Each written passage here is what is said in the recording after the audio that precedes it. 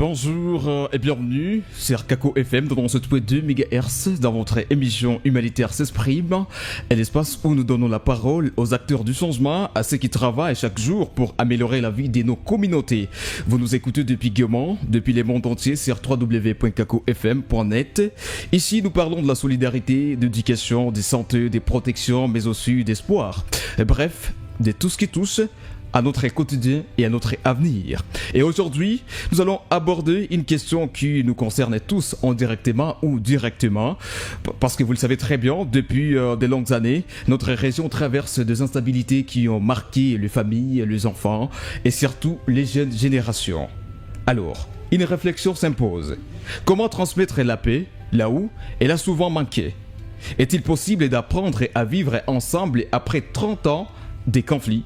C'est tout l'essence du thème de cette émission d'aujourd'hui. Et donc, la paix s'enseigne et s'apprend. 30 ans de guerre et une génération sans repère en matière de paix et des cohabitations pacifiques. Pour en discuter, nous recevons aujourd'hui les clubs RFI Guéman, l'agence humanitaire de la Radio France Internationale qui mène des actions concrètes auprès de jeunes dans plusieurs milliers pour faire de la paix une réalité vécue au quotidien. Vous qui nous suivez à la maison, vous avez la possibilité de nous envoyer des messages, et parce que nous allons décortiquer ces thèmes avec vous qui êtes en train de nous suivre un peu partout dans le monde entier. La paix s'enseigne et s'apprend. 30 ans de guerre, une génération sans repère en matière de paix et des cohabitations pacifiques. Je suis Samuel Matabaro, votre présentateur. Il nous met un nom de Aurédi Moussanda derrière les caméras Black Libou. Et donc, nous recevons nos invités dans ces beaux studios de la radio KAKO FM. Bienvenue chez nous. Merci. En fait, c'est un honneur, c'est un plaisir de vous recevoir. Merci d'avoir accepté notre invitation. Et nous allons parler de cet homme, bien sûr. La paix s'enseigne et s'apprend. 30 ans de guerre, une génération sans repère amateur de paix et la cohabitation pacifique. Nous le savons très bien, la paix c'est un concept qui est courant et donc partout on parle de la paix, Amani, peace. Mais avant cela, nous allons d'abord découvrir un tout petit peu l'organisation Club RFI, parce qu'il y a certaines personnes qui sont en train de nous suivre, mais peut-être qu'est-ce qu'il y a Club RFI, peut-être c'est la première fois ce qu'il y a Club RFI. En bref, c'est quoi les clubs RFI? Et donc vous présentez votre nom, les rôles que vous jouez dans les clubs RFI, mais aussi vous nous parlez maintenant du club RFI. Merci. Merci beaucoup, cher journaliste. Moi, c'est Bachir Zakari. Je suis le coordonnateur du club RFI. Le club RFI, comme vous l'avez dit, c'est la branche humanitaire de la Radio France Internationale. Nous sommes en RDC depuis déjà plus de 10 ans et nous existons dans le monde depuis déjà 30 ans. Le club RFI, le tout premier club RFI a vu le jour au Bénin lors du sommet de la francophonie en 1995, et c'est parti pour les autres pays africains. Je vous épargne de la suite, je tombe directement dans notre pays. Et c'est vers 2010 que les clubs RFI vont commencer en RDC. Et nous nous sommes reconnus au niveau de la RDC comme une association des droits congolais, et nous œuvrons dans divers domaines. Nous sommes beaucoup plus dans les actions humanitaires, la cohabitation pacifique, la bonne gouvernance et qu'en sais-je encore. En RDC, nous sommes ici à Goma, au nord Kivu, pour être un peu plus précis. Nous sommes au sud Kivu, nous sommes à Kinshasa, à Kisangani. On a aussi un bureau à Kalemi. Alors, pour ce qui est de Goma, nous avons plusieurs actions et nous exerçons ici depuis 2017, ici dans la ville de Goma. Et actuellement, nous avons des projets, surtout dans le domaine de la santé mentale et de l'éducation à la paix. Et c'est ainsi, dans ce peu de mots, que je veux un peu résumer l'ensemble des clubs RFI en RDC et ses origines. Merci beaucoup. Vous le sentez déjà que nous sommes avec Zachary, qui est le coordonnateur voilà, du club RFI, ici à Goma. En RDC. En RDC, voilà, en RDC, donc on est avec les chefs, voilà, merci beaucoup d'avoir accepté notre invitation. Il n'est pas seul, il est venu avec une autre personne, voilà. Bienvenue, vous pouvez vous présenter aussi. Oui, merci beaucoup. Moi, je m'appelle Nathanaël Bora. Je suis le chargé des programmes du club RFI Goma. Et donc, pour compléter aussi le cordeau, le club RFI, ce n'est pas un club des journalistes, c'est un club des humanitaires. Donc, nous sommes là, nous œuvrons pour la communauté, nous sommes au service de la communauté. Nous relevons les défis auxquels nous devons faire face dans notre communauté pour les mettre sous des projets et sollicitons par-ci par-là des appuis auprès des bailleurs, auprès des personnes de bonne volonté pour adapter la réponse humanitaire dans notre communauté. Et cette communauté, c'est le Nord Kivu, Goma, Beni, Butembo, Masisi, Walikale. Et partout, nous avons un bureau, notamment à Beni, notamment à Butembo et Rutshuru, et nous prévoyons étendre nos actions vers le Masisi et le Walikale. Et donc, en peu de mots, nous sommes là au service de la communauté. Merci beaucoup. Les auditeurs, on est réunis autour de cette thématique. La paix s'enseigne et s'apprend. 30 ans de guerre et une génération sans repère, amateur de paix et des cohabitations pacifiques. Pour en parler, nous sommes avec les clubs RFI. Alors, on veut savoir, qu'est-ce qui vous motive toujours à travailler auprès de jeunes ici à Goma? Aussi longtemps que nous avons constaté qu'il y a des besoins dans la communauté et qui nécessitent notre action. Et si nous sommes dans la mesure d'y arriver, soit par nous-mêmes, soit par les bailleurs ou bien d'autres donateurs de bonne foi, nous nous lançons pour apporter notre pierre à l'édifice. Et c'est presque ça aussi la philosophie derrière le club RFI, que ce soit au Congo, que ce soit ailleurs. Chaque club RFI essaie de s'adapter aux besoins de sa communauté et identifier les réels besoins de la communauté. Alors, pourquoi nous nous intéressons beaucoup plus à la jeunesse? Nous nous intéressons beaucoup plus à la jeunesse parce que nous estimons que la jeunesse, c'est le socle du développement, c'est le moteur de la nation, si vous voulez bien. Si nous essayons de travailler avec la jeunesse, conscientiser la jeunesse, éduquer la jeunesse, c'est-à-dire que demain, nous aurons aussi une nation debout. Si notre pays est dans l'état où il est, c'est parce qu'à un certain moment, nous avons eu une jeunesse sans repère. Et nous devons changer la donne. Nous devons arriver à donner espoir à cette jeunesse, et essayer de travailler sur les valeurs que doit avoir tout citoyen. Et ça, on n'inculque pas les valeurs à quelqu'un qui est déjà, je ne veux pas dire grand, mais qui a dépassé le temps d'apprendre. Il faut se concentrer sur les enfants puis la jeunesse pour espérer avoir des adultes qui vont mieux faire. Et c'est pour ça, pour nous, la jeunesse, c'est notre cible principale dans la majorité de nos actions. La paix s'enseigne et s'apprend. 30 ans de guerre, une génération sans repère, amateur de paix et des cohabitations pacifiques. Et nous attendons souvent parler du mot paix, paix Amani, la paix Amani, peace, un peu partout, on en parle. On est toujours à la recherche de la paix. Comment est-ce que vous comprenez ces contextes, vous, en tant que club RFI? Comment vous comprenez ces mots paix, Amani, par définition? Comment vous définissez ces mots, Amani? Pour moi, je peux dire la paix c'est tout. C'est un tout. Pour parler de la paix, il faut parler de plusieurs facteurs qui permettent à ce qu'on vive dans la quiétude. Pour parler de la paix, il faut parler d'un, comment dire, il faut être d'abord soi-même.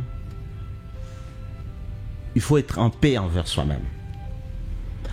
Et aussi, il faut que autour de toi, tout soit réuni pour parler de la paix. Alors, pour moi, la paix, c'est un concept qui se définit lorsque beaucoup de facteurs sont mis ensemble. C'est notamment le développement, c'est notamment le climat des affaires, c'est notamment le manque de la guerre. C'est vraiment un concept qui est englobant. Et je ne sais pas en peu de mots comment est-ce que je peux le définir, mais la paix permet à ce qu'il y ait un développement, qu'il y ait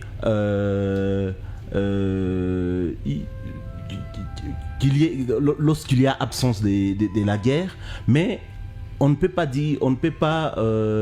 définir la paix par seulement l'absence de la guerre. Donc, il faut beaucoup de facteurs pour parler de la paix, et là, tout le monde se retrouve et tout le monde s'épanouit, se développe, et voilà, à la fin des comptes, il y a aussi des libertés d'expression, et parce que quand il y a absence de la paix, on ne peut pas s'exprimer librement.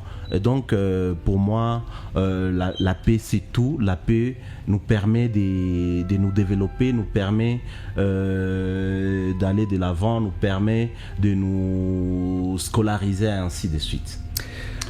La paix s'enseigne et s'apprend. 30 ans de guerre, une génération sans repère amateur de paix et des cohabitations pacifiques. On est en train d'en parler en direct avec les clubs RFI.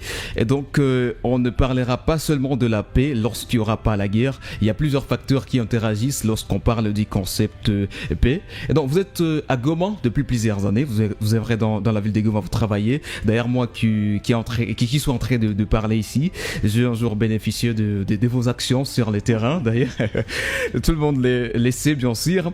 Voilà, après toutes ces années de conflits, et comment décrirez-vous l'impact de cette situation sur la vie quotidienne des enfants, des jeunes et des familles?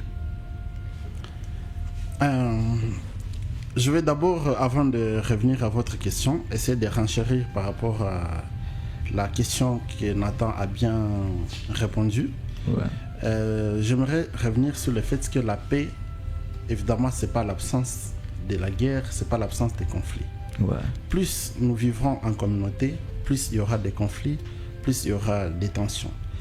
Mais ce que nous recherchons, même ce qui nous mène vers les actions moins pacifiques, ils recherchent la paix.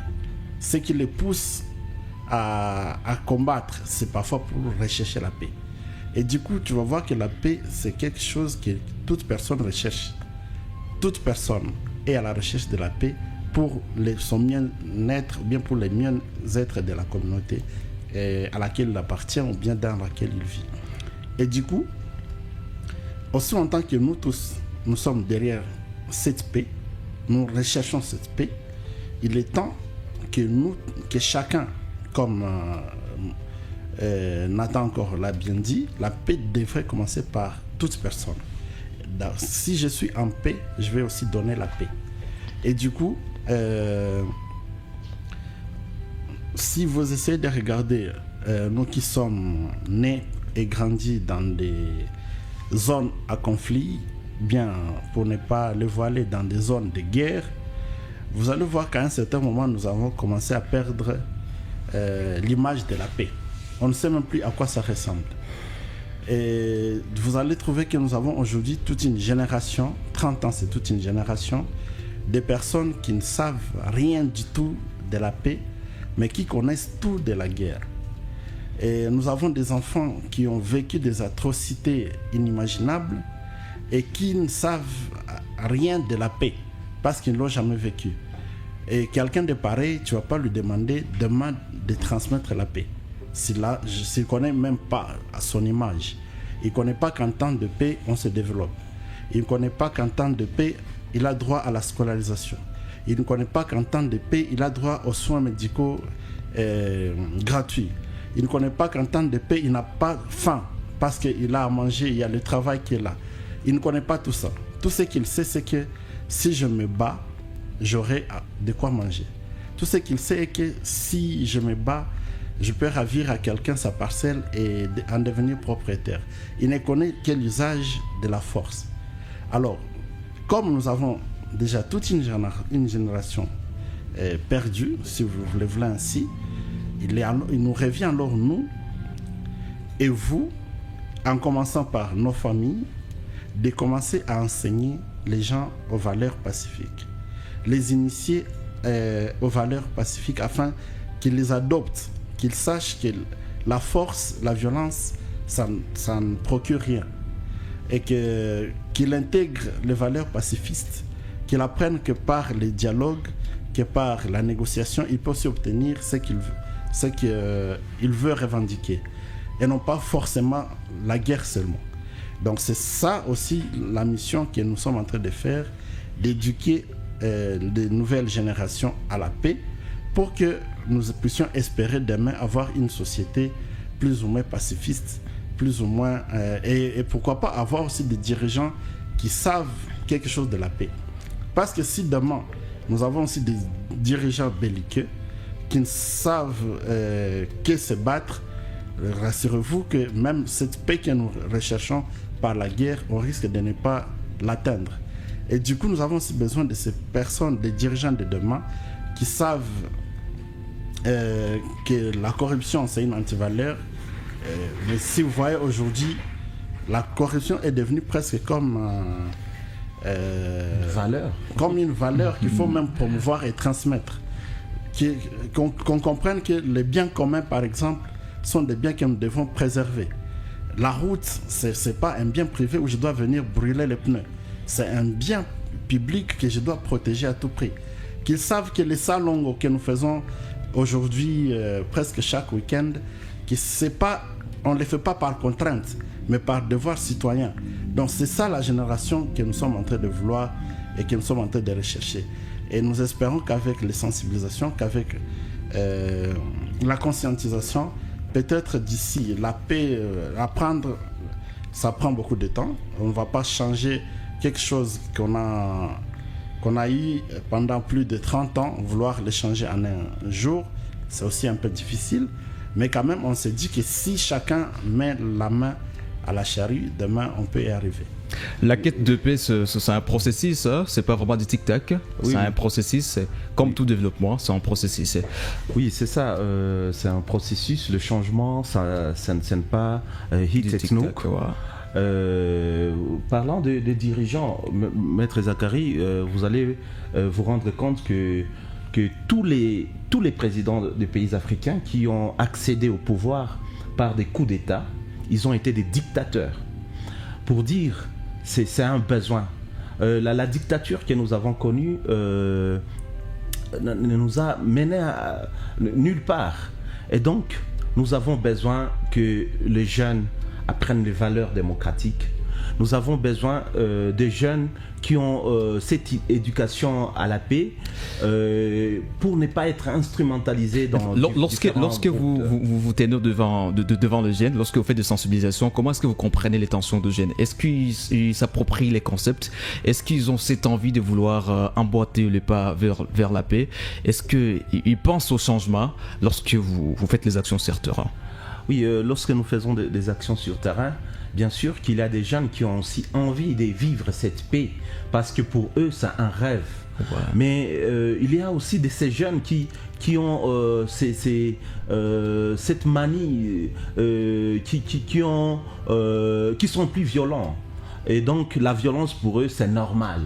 Aller dans la rue, faire des manifestations, brûler les maisons, brûler la route, pour eux, c'est normal, c'est une façon de revendiquer.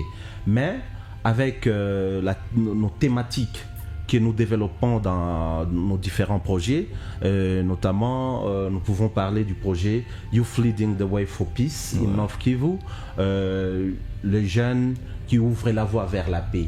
Un projet qui a pu mettre en place des clubs de paix, des clubs qui réunissent des jeunes de différentes communautés et des jeunes qui vont prendre des initiatives communautaires pour la paix.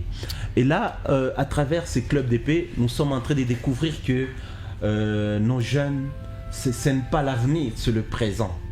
les jeunes sont capables d'initier des actions pour changer la donne, pour prouver que la jeunesse, ce n'est pas seulement les Nganda, ce n'est pas seulement les Bichuma. La jeunesse aussi, c'est cette force de mener vers le développement, cette force d'initier des actions communautaires d'abord, cette force de résoudre des conflits qu'ils ont dans leur communauté. Et donc, ces jeunes, malgré qu'ils ont perdu de repères, ils sont en train de se chercher pour alors, aller vers d'une la manière paix. pragmatique, en fait, comment est-ce que vous comprenez les concepts? La paix s'apprend, s'enseigne, la paix s'enseigne et s'apprend. Comment vous pouvez, vous comprenez cela dans la vie quotidienne, en fait? La paix s'enseigne et s'apprend d'une manière pratique. D'une manière pratique, je pense que ça se dit déjà dans la thématique et dans ce que déjà nous sommes en train de faire ici.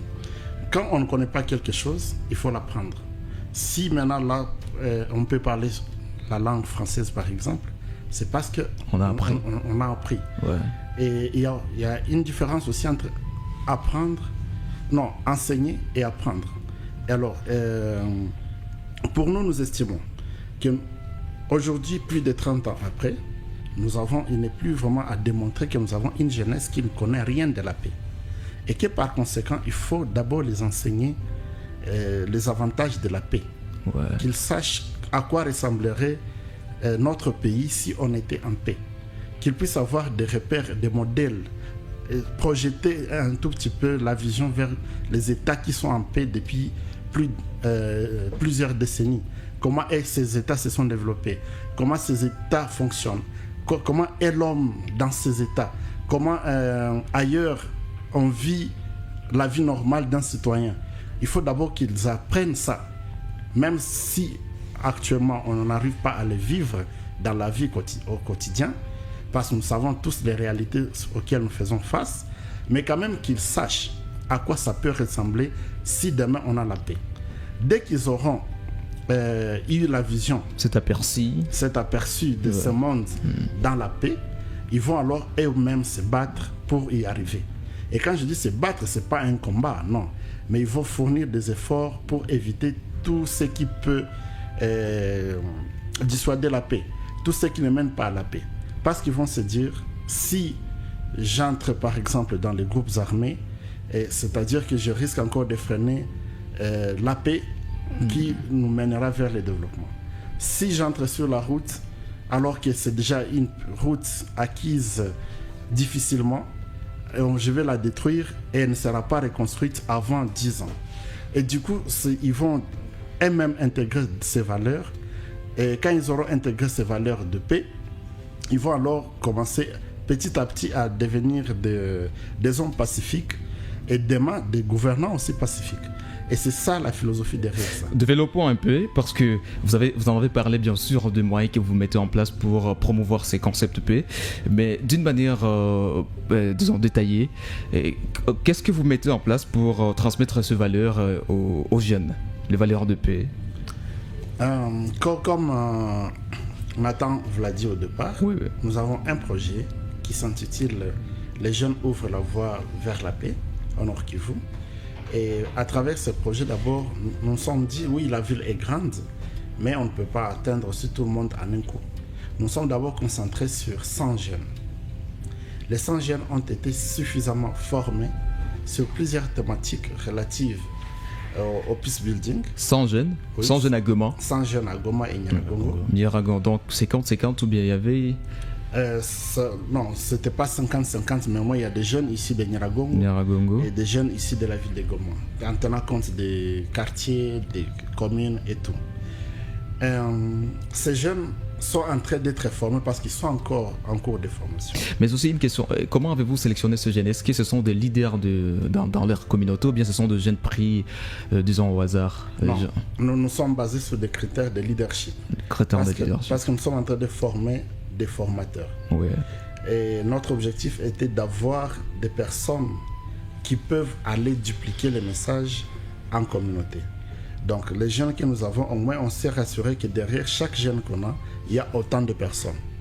Et nous sommes en train de les former sur diverses thématiques, du vivre ensemble. C'est toujours un cours ou bien C'est un cours. C'est un cours. C'est en cours. Ouais. Les thématiques du vivre ensemble, la lutte contre les discriminations, la lutte contre les discours de haine. Donc il faut qu'ils comprennent en quoi un discours de haine peut être une source de conflit. Il faut qu'ils comprennent en quoi le manque du vivre ensemble peut être une source de tension en communauté. Et lorsqu'ils auront compris ça, eux-mêmes, ils sont en train de se constituer en club de paix. Et ces clubs de paix, ils sont menés alors par eux.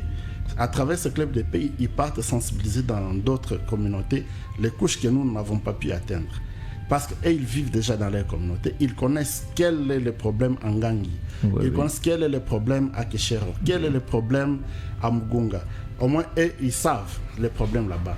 Et dans ces clubs de paix, ils se réunissent et ils rencontrent d'autres jeunes pour les sensibiliser sur les thématiques à conflit dans leur milieu.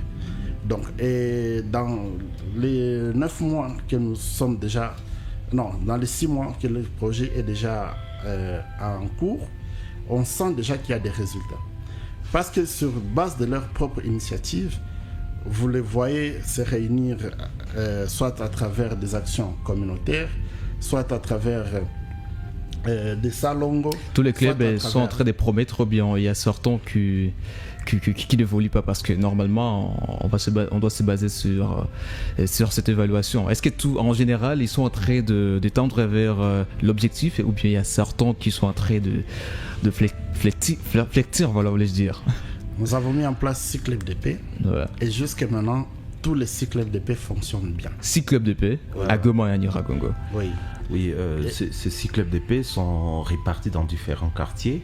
Maître vous a parlé de Nyiragongo. À Nyiragongo, nous avons 2 villages, le village de Turunga et le village d'Ngangui 1. Dans la commune de Karisimbi, nous avons le quartier Majengo, nous avons le quartier Ndosho, le quartier Mugunga. Et dans la commune de Goma, nous avons le quartier Keshero.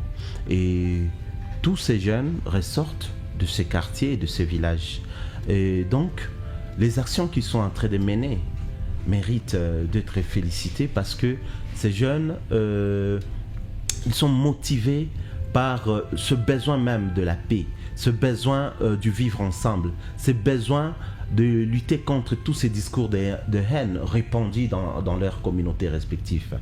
Et ce projet ne s'est pas seulement focalisé sur les jeunes. Nous avons aussi fait des formations des journalistes pour que les journalistes que vous soyez des journalistes sensibles au conflit. Parler pour ne pas inciter les gens à la haine, vérifier l'information avant de la publier. Et aussi nous avons pu réunir même les autorités de base de ces différents quartiers, de ces différents villages pour qu'ils accompagnent ces jeunes dans la mise en œuvre de leurs initiatives. Et donc on ne se limite pas sur ces 100 jeunes, nous étendons notre sphère d'intervention pour aussi arriver même à faire des sensibilisations à travers des théâtres radiophoniques, mais aussi à travers des émissions radio. Et d'ailleurs, nous vous félicitons Kako FM de nous envoyer pour parler de cette paix, cette quête noble que nous sommes en train de vouloir atteindre. Et donc c'est déjà un pas, c'est votre contribution, et nous aussi nous faisons à notre niveau, nous contribuons aussi à notre niveau. Quand on parle du concept paix, c'est un concept qui est sensible. Et quelles sont les difficultés auxquelles vous vous heurtez lorsque vous faites les sensibilisations voilà, dans ce concept paix? Tu vois, comme tout projet ou bien comme toute initiative, on ne peut jamais manquer de difficultés. Nous sommes dans une période qui n'est plus à décrire, et nous savons bien naturellement combien de fois les jeunes peuvent être réticents aux questions de paix. Mais quand même, déjà, arriver à mobiliser ces jeunes, ça n'a pas été totalement facile au début, parce qu'ils se disaient comment on va parler de cette thématique en temps des guerres, si vous le voulez bien. Ouais. Comment on va arriver à sensibiliser nos communautés à lutter contre les discours de haine alors que c'est répandu actuellement. Comment on va arriver au vivre ensemble alors que dans nos communautés nous sommes déjà un peu déchirés. Donc c'était des questionnements qu'ils avaient au départ et des réticences qu'ils avaient, mais avec le temps, avec les formations qu'ils ont eues, ils ont commencé à comprendre que par contre c'est le moment d'agir. C'est le moment qu'il faut pour apporter le message dans la communauté. Et je pense que avec les multiples formations qui ont suivi, ils se sont appropriés et désormais ils sont libres. Parce que même les actions qui sont en train de mener par eux-mêmes à travers les clubs de paix, au début ils étaient un peu plus réticents. Et c'est même pour ça que nous avons formé les leaders de base. Pour que quand ces leaders de base vont voir les jeunes se constituer en club de paix, qu'ils ne puissent pas s'interroger, qu'ils ne puissent pas se dire peut-être que c'est un groupe de criminels qui veut se réunir. Et nous avons parlé à ces autorités de base, nous les avons aussi conscientisés sur les questions de paix, nous les avons aussi conscientisés sur la nécessité de vivre ensemble, nous avons essayé de renforcer leur capacité en matière de cohabitation pacifique et nous leur avons donné pour mission de nous aider à appuyer ces jeunes qui sont déterminés à aller dupliquer les messages dans la communauté. Et je pense que c'est une stratégie qui nous a permis quand même de surmonter les difficultés et jusqu'à maintenant tout se passe bien sans beaucoup de soucis. Maintenant, selon vous, qui peut aider la jeunesse à retrouver des repères? Est-ce la famille, l'école, le leader communautaire ou les voisins dans ces concepts de paix? Personnellement, je pense d'abord que pour ce qui est des valeurs, pour ce qui est de l'éducation, tout commence par la famille. Parce que c'est dans la famille qu'on apprend à dire bonjour, c'est dans la famille qu'on apprend à dire pardon, c'est dans la famille qu'on apprend à dire merci. Et c'est ça la source de toutes les valeurs sociales qui nous régissent.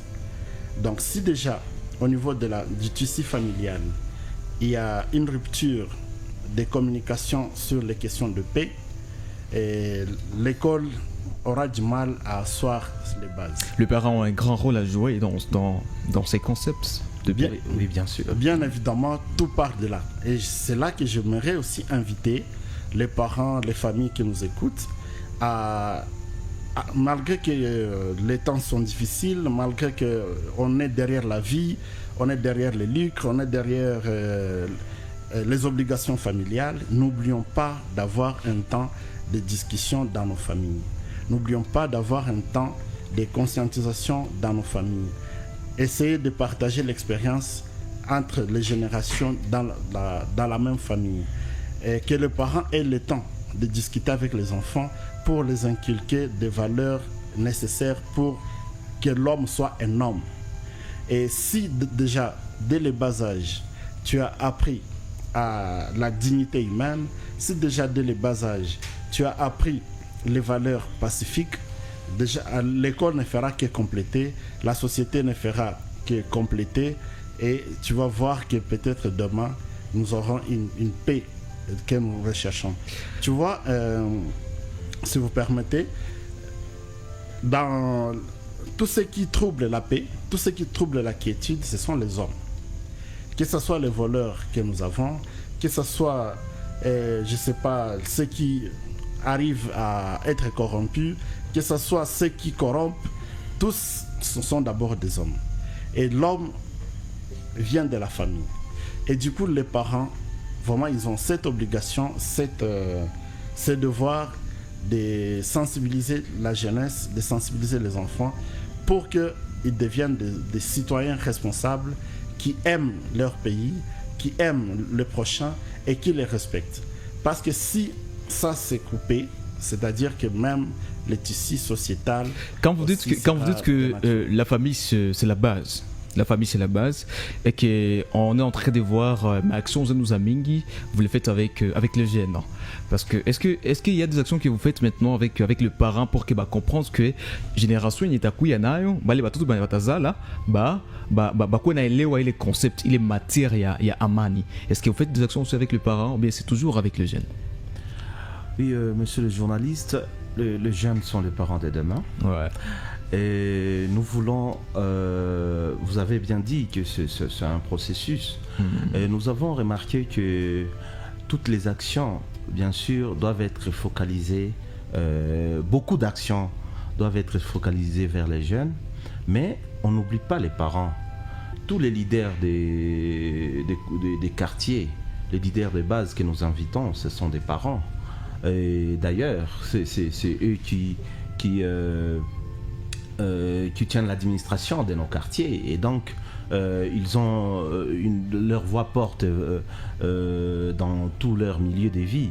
Et donc, nous focalisons beaucoup plus nos actions vers la jeunesse parce que cette jeunesse est en train d'être déroutée, d'être instrumentalisée dans les antivaleurs.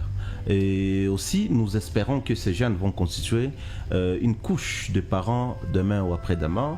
Et ces parents seront responsables et vont connaître la nécessité de parler de la paix en famille, ainsi de suite. Et pour revenir à ta question, c'est l'institution, la famille. La famille doit jouer son rôle. Mais aussi l'école doit jouer son rôle. Les organisations humanitaires doivent jouer leur rôle. Même l'État doit jouer son rôle. C'est une question de complémentarité. Oui, c'est la complémentarité pour arriver à promouvoir une génération pacifiste, une génération avec des valeurs de paix. Quand vous dites l'école, disons la famille, l'école, on a tendance à comprendre que c'est comme en des étapes. Si on ne suit pas une étape, c'est qu'on va se perdre. Est-ce que c'est comme ça? Ou bien l'école peut enseigner et on comprend normalement, la famille peut enseigner et on comprend. Ou bien si on ne part pas à l'école, on ne saura pas quelques notions sur la paix. Ou bien comment est-ce que vous expliquez cela? À mon humble avis, je pense que c'est vraiment complémentaire. Et que si tu as raté l'école, par exemple, ça ne veut pas dire que toute personne qui n'a pas étudié n'est pas un homme intègre dans la communauté. Non. Il y a de ces personnes qui n'ont pas étudié, mais qui sont des bonnes personnes, si c'est le mot qu'il faut. Je ne sais pas. Et il y a d'autres qui ont eu une éducation de base, c'est-à-dire au niveau de la famille, une bonne éducation de base au départ, mais qui, une fois à l'école, ils ont eu des mauvaises compagnies. Et ça a un peu perturbé l'éducation ici dès le départ. Mais quand même, nous devons accepter que l'éducation, il est macro, je ne sais pas comment je peux le dire, elle englobe beaucoup d'aspects. Au point que ces aspects vont finir par s'entremêler quoi qu'il arrive. Nous avons l'éducation diffuse, nous avons l'éducation familiale, nous avons l'éducation classique, et aucune éducation n'est une ligne droite. Mais quand même, ce qui compte, c'est d'arriver à comprendre que, quel que soit, selon l'âge, selon les étapes, il y a un certain moment où la personne est encore influençable. Il y a un certain moment où il y a un âge où, quoi qu'il arrive, tu as déjà acquis tes valeurs sur lesquelles tu tiens. Et quoi qu'il en soit, tu ne peux plus les déroger.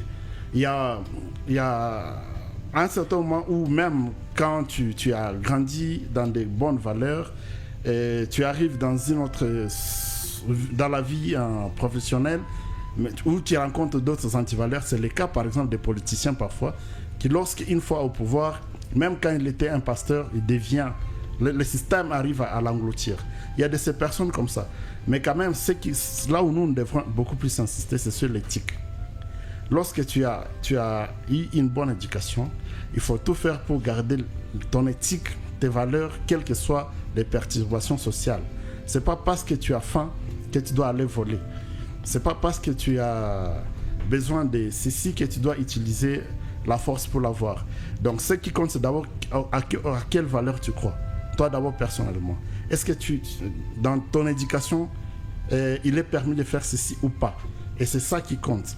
Et c'est là que nous insistons pour inviter la communauté d'une manière générale et les parents à insister sur l'éducation dès les bas âges, dès la naissance de l'enfant, si vous le voulez bien.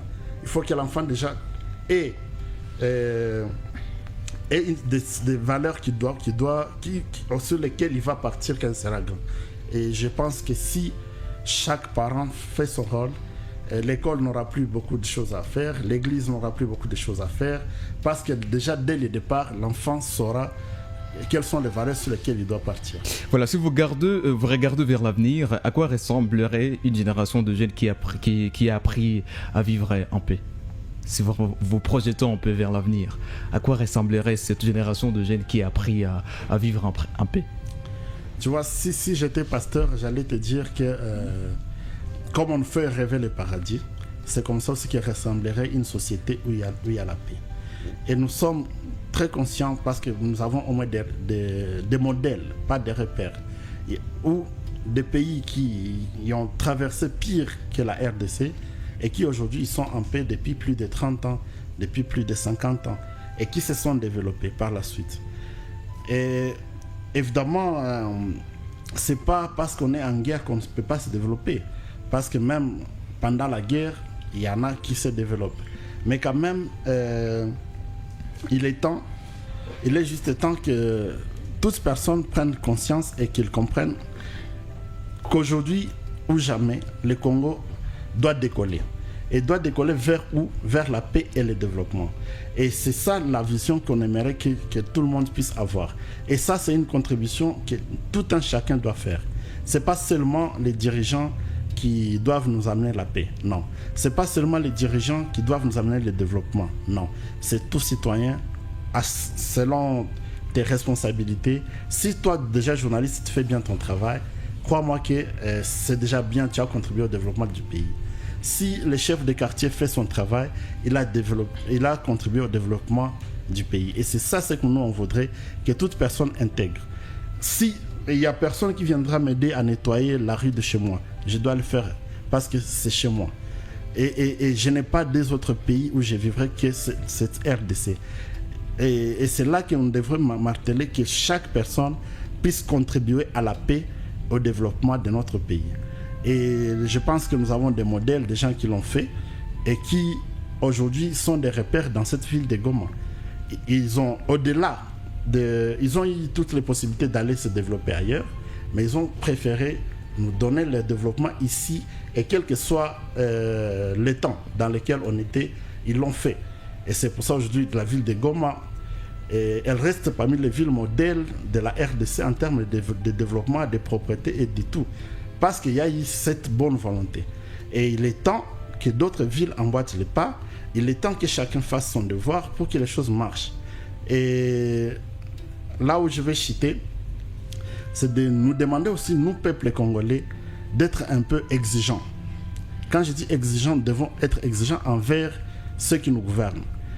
Il n'est pas normal que tous les antivaleurs dans lesquels nous baignons, que la corruption que nous voyons à ciel ouvert, on connaît que l'argent qui devrait construire la route Goma-Bukavu existe, Goma-Walikale existe, mais où est parti cet argent? Et nous nous taisons. Donc d'où il est temps que nous aussi les Congolais nous puissions nous interroger et bien évidemment avoir un système de gouvernance qui nous permet aussi de revendiquer nos droits, qui nous permet d'exiger ce qui nous appartient pour que nous puissions espérer vivre les Congos que nous rêvons, les Congos que nous voulons. Et j'espère qu'on peut y arriver si seulement chacun fait ce qu'il doit faire sans rien attendre de quelqu'un d'autre. La paix s'enseigne et s'apprend. 30 ans de guerre, une génération sans repère amateur de paix et de cohabitation pacifique. Les organisations humanitaires en parlent et aujourd'hui nous sommes avec le club RFI qui est bien sûr avec nous en train de décortiquer cette thématique. La paix s'enseigne et ça prend 30 ans de guerre, une génération sans repère en matière de paix et de cohabitation pacifique. Tous avons un rôle à jouer dans ces processus de paix. Tous avons un rôle à jouer. Surtout nous, en tant que jeunes, nous avons vraiment un grand rôle à jouer. Donc, je demanderai à tous les jeunes qui sont en train de nous suivre, bien sûr, d'emboîter les pas de ces jeunes que vous êtes en train de former, qui sont un peu partout, à Nyiragongo également, dans la ville de Goma. Voilà, et donc maintenant on veut savoir qu'est-ce qui vous aimerait dire, disons, à la communauté, disons concrètement, qu'ils comprennent la matière de paix. Qu'est-ce qu'ils doivent faire? Qu'est-ce qu'ils doivent comprendre d'une manière concrète? D'une manière concrète, nous devons comprendre que la paix commence par soi-même et que la paix commence dans son milieu de vie, dans sa communauté. Parce que nous sommes les auteurs, nous sommes ceux qui poussent au conflit. Et or, des conflits, normalement, ça existe dans toute communauté, mais nous devons savoir les gérer.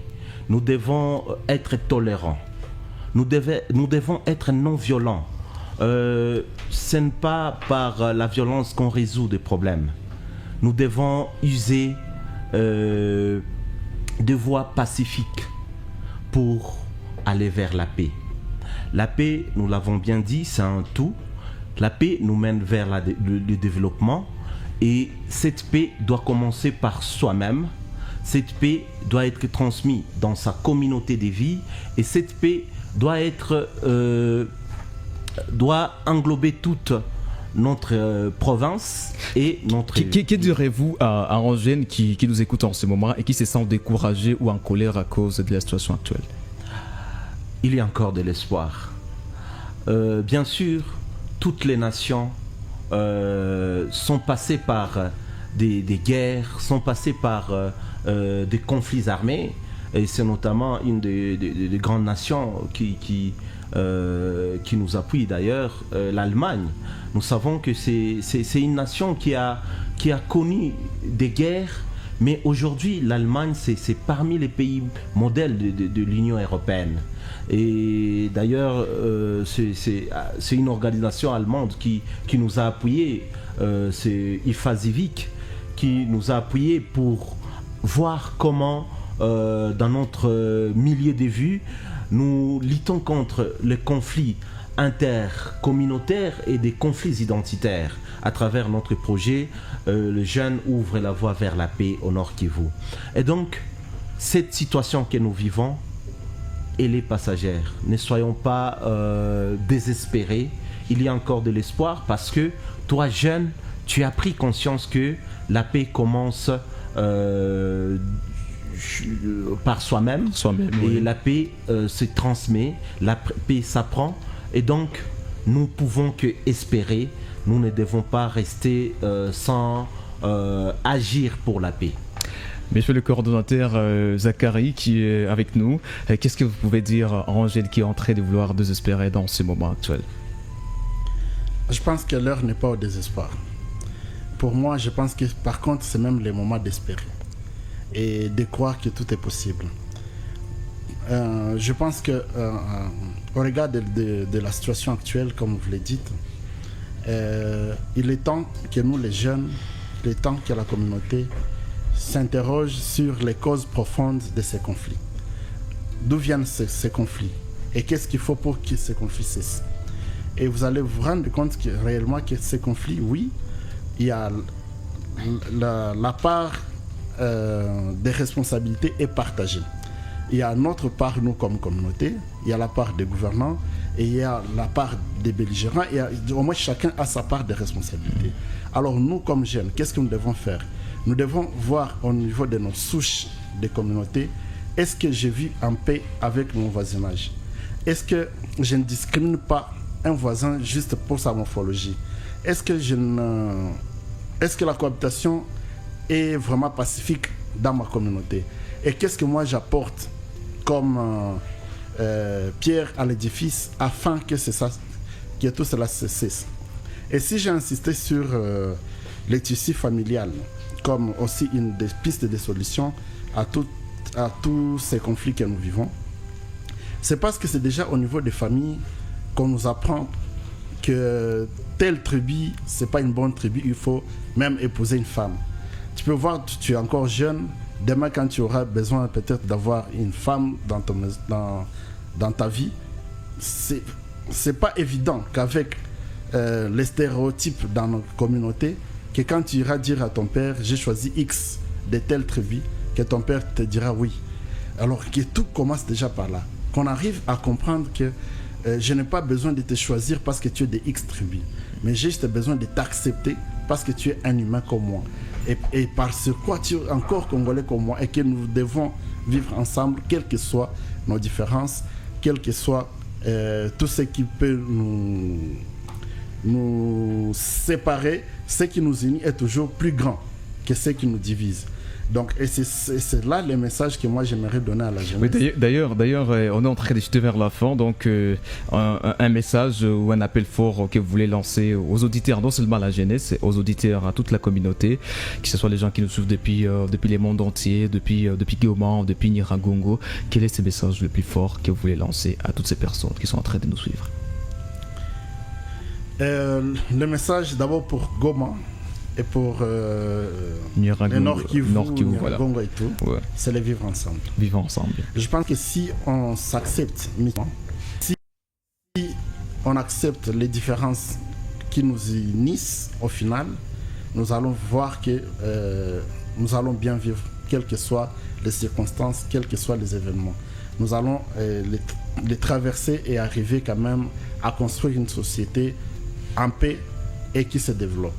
Donc moi, j'invite au vivre ensemble, j'invite à la cohabitation pacifique, j'invite à l'acceptation de l'autre comme humain et au respect de la dignité et des droits humains de tout un chacun pour que nous puissions arriver à mieux vivre dans cette communauté.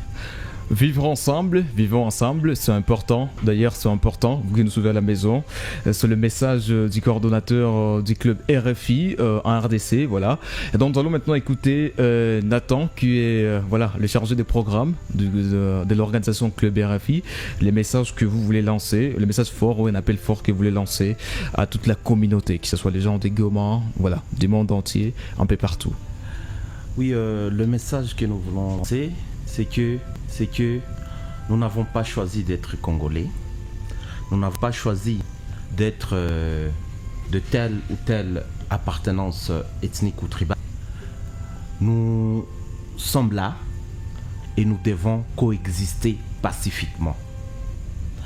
À part coexister pacifiquement, nous devons aussi vivre dans la cohésion sociale, mener des actions ensemble qui vont nous permettre de nous développer. Et cela va nous permettre de faire une cohabitation pacifique qui va nous mener vers... D'ailleurs, il y a un adage qui dit, ensemble nous allons plus loin, seul on va rapidement, mais ensemble on va plus loin. Oui, c'est ça donc. Nous devons unir nos efforts pour tendre vers ce monde que nous rêvons, un monde qui ne distingue pas les tribus, un monde qui est rempli de tolérance, un monde de non-violence, un monde de non-discrimination de sexe ou de tribu. Et donc, nous devons nous mettre ensemble, que nos différences soient notre force. La RDC, nous sommes un pays riche parce que nous avons beaucoup de choses à donner, beaucoup de choses à partager au monde extérieur. Et cela ne doit pas nous diviser, mais par contre, cela doit nous permettre de nous vendre positivement dans le tourisme, dans le développement, pour que les autres s'inspirent de nous. Voilà. Et donc, nous sommes un seul peuple, mais nous devons éviter tout ce qui peut nous diviser. Malgré la diversité, vivons ensemble. Voilà, on a reçu aujourd'hui le club RFI, l'agence humanitaire de la Radio France Internationale, autour de cette thématique. La paix s'enseigne et s'apprend. 30 ans de guerre, une génération sans repère en matière de paix et des cohabitations pacifiques. Et nous comprenons que nous, jeunes, nous en tant que jeunes, avons un grand rôle à jouer dans la dissémination de messages de paix. Également, la famille a un grand rôle à jouer. Le parent, vous avez un grand rôle à jouer pour partager cette cohabitation pacifique. Également, l'école, les leaders communautaires, tous avons un rôle à jouer. C'est les meilleurs moments, c'est les moments, vous avez attendu, c'est les moments de le faire, c'est les moments de lancer des messages de la cohabitation pacifique, c'est les moments de briser la haine. Univers classique, on se retrouve voilà, Humanitaire s'exprime, et voilà, on se retrouve prochainement. Humanitaire s'exprime, on se retrouve prochainement dans un autre numéro, c'est RKCO FM, avec toujours les organisations humanitaires, parce que ici nous donnons la parole aux organisations humanitaires qui lancent des messages dans la communauté. Également, la communauté parle à travers cette émission, parce que vous nous partagez vos vécus, c'est que vous vivez quotidiennement, et puis nous on partage en paix partout dans le monde entier. Samuel Batabaro, Oredi Moussanda, Black, on se retrouve prochainement. Merci. Merci.